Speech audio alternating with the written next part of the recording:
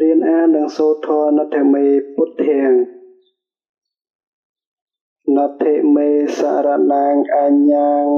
ពុទ្ធោមេសរណាងវរាងអេតេអ្នកសាចវច្ចេអ្នកហោ